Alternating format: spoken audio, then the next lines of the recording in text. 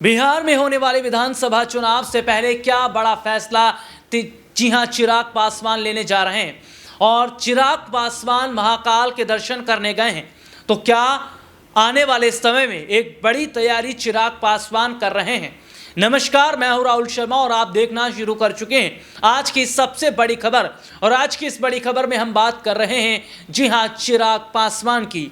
बिहार में होने वाले विधानसभा चुनाव से पहले चिराग पासवान की शर्तें भी हैं, जिस पर अभी बीजेपी ने खुलकर नहीं बोला है। वे शर्तें हैं सीटों को लेकर कि हमें इतनी सीटें चाहिए और इतनी सीटों पर हमें चुनाव लड़ना है, यही जीतन राम मांझी ने भी कहा है। तो ऐसे में हम अपने दर्शकों को यह बता देते हैं कि सीटों का जो समीकरण है वे खेल बिगाड़ता किसका नजर आ रहा है, बीजेपी का। यानी कि जो बीजेपी की ये जो एनडीए जो है, इसमें जो सहयोगी पार्टियां हैं, जिसमें मैं चिराग पासवान का जिक्र कर लूं, चाहे मैं इसमें जिक्र कर लूं जीतन राम मांझी का, तो ऐसे में क्या देखा जा रहा है, ये जो शर्तें बीजेपी के सामने रख रहे हैं, इसमें बीजेपी फंस गई है। लेकिन जहां चिराग पासवान ये कह चुके हैं कि वे मंत्री पद छोड़ देंगे, जहां जीतन राम मांझी ये कह चुके हैं कि मंत्री पद छोड़ देंगे, तो दूसरी तरफ महाकाल के दर्शन करना और ये कहना कि हम बिहार के विकास की यहाँ प्रार्थना करने आए हैं और हम चाहते हैं बिहार का विकास हो। उसके साथ ही साथ उन्होंने कहा जीत उसी की होगी जिसके साथ जनता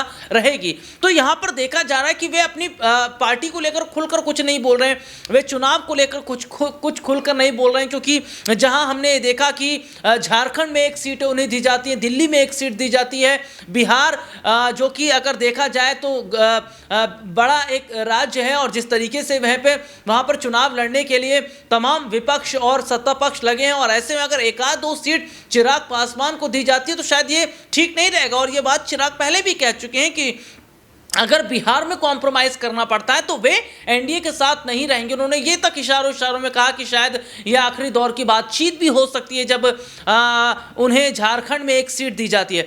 तो ऐसे में देखा जा रहा है कि जो स्थिति इस वक्त बनी है, जो हालात इस वक्त बने हैं, क्या वे ये बताते हैं कि अगर चिराग पासवान की शर्तों को नहीं माना जाता है तो आने वाले समय में क्या चिराग पासवान वाकई एनडीए का साथ छोड़ देंगे।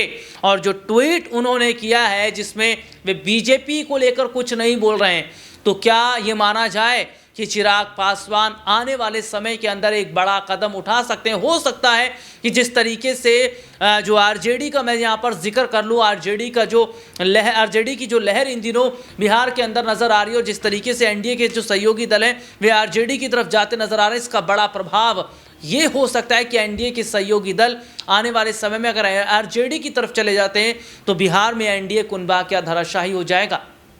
आज के लिए इतना ही, आपसे फिर दोबारा मुलाकात होगी, तब तक के लिए इजाज़त दीजिए। नमस्कार।